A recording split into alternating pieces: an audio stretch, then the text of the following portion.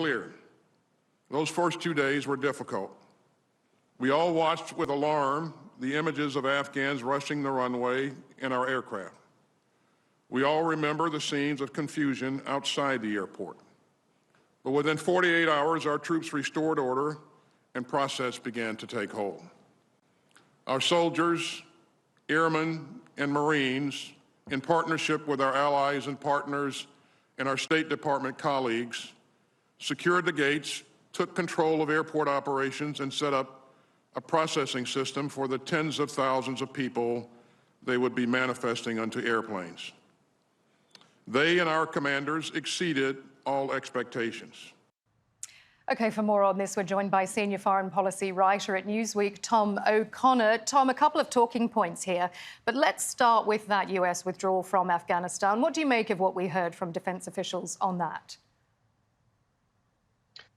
Well, obviously, we're hearing a lot of contradictory statements right now. And in some ways, this has been the story for the past 2 decades of the U.S.-led war in Afghanistan. There just seems to be no clear, straight answers for the American people. And unfortunately, it doesn't seem like we're going to get those answers in this case either.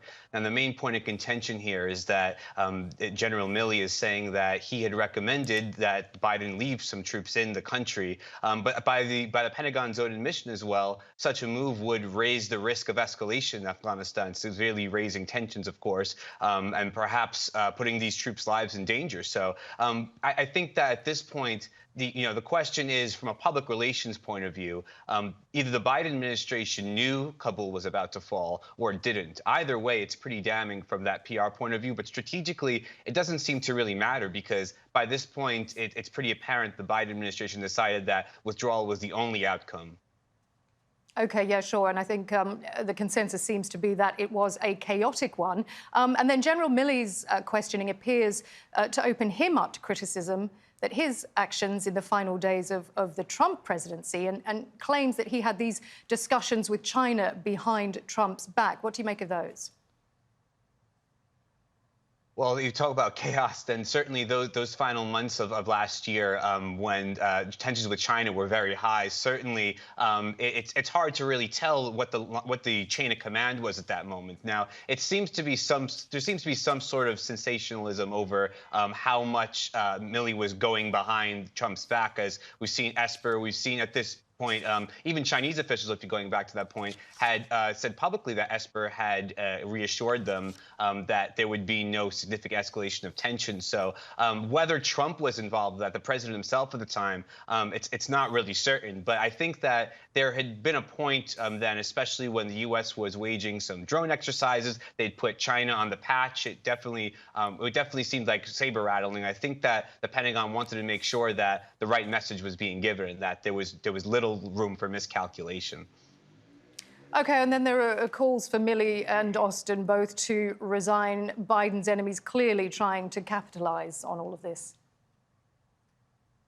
Of course. Well, as I said earlier, with the Afghan issue specifically, it opens up the Biden administration to a very vulnerable position, and that's partly, it's partly an own goal on the White House. It seems to me, at least, because there was a lot of absolute language given talking about how Kabul would not fall. So it puts into question whether what the Biden administration was really looking at that time specifically.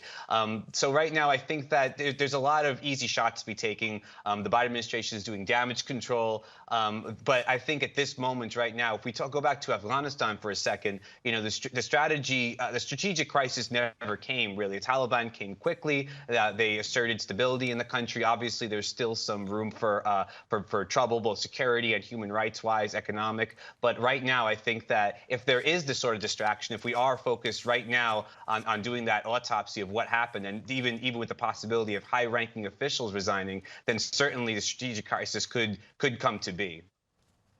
OK, Tom, thank you. Tom O'Connor there, senior foreign policy writer at Newsweek.